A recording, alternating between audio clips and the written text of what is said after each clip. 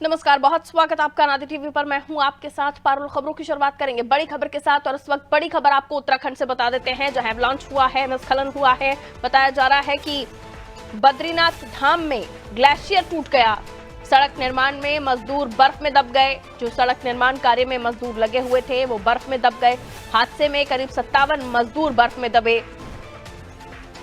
भारी बर्फबारी के बाद ये ग्लेशियर टूट गया। जिला प्रशासन के अफसर मौके पर पहुंच गए हैं। 10 मजदूरों को अब तक सुरक्षित निकाल लिया गया है। तो उत्तराखंड के चमोली में एवलांच हुआ है, 57 लोग फंसे हैं, 10 को अब तक निकाला जा चुका है। हाईवे निर्माण में ये तमाम मजदूर लगे हुए थे, काम कर रहे थे। देर रात आज उत्तराखंड में भारी बारिश की चेतावनी भी जारी की गई है।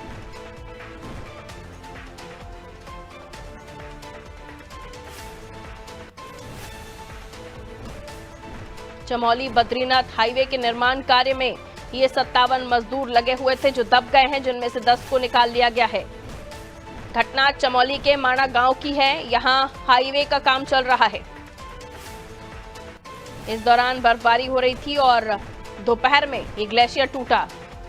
सड़क पर जो मजदूर काम कर रहे थे उनमें 57 के दबे होने की खबर थी और अब 10 को बाहर निकाल लिया गया है। हमारा सहयोगी सोनू हमारे साथ जुड़े हुए खबर पर जानकारी के लिए। एवलांच हुआ है सोनू, यहाँ पर बताया जा रहा है चमोली में, और 57 मजदूर जो हाईवे का काम कर रहे थे वो दब गए। क्या कुछ जानकारी मिल पा रही? 10 को निकाला भी जा चुका है।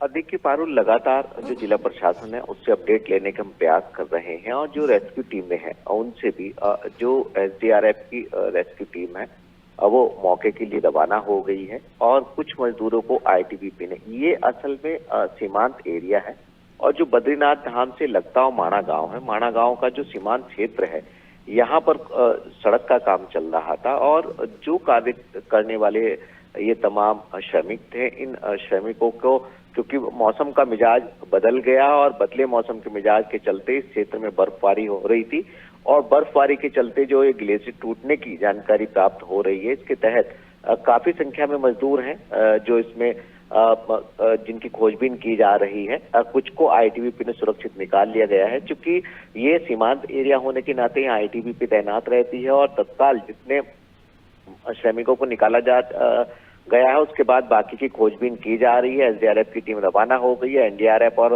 इसके अलावा जो और अन्य आपदा प्रबंधन से संबंधित जो टीमें हैं वो भी मौके पर पहुंचने वाली हैं और लगातार हम ये कोशिश कर रहे हैं कि जिला प्रशासन से जो अपडेट है वो हमें प्राप्त होते रहे, क्योंकि मौसम का मिजाज अभी भी बदला हुआ और आने वाले समय के लिए भी मौसम विज्ञान केंद्र ने चेतावनी जारी की है, खासतौर से ऊंचाई वाले पर्वतीय क्षेत्रों में भारी बर्फबारी की।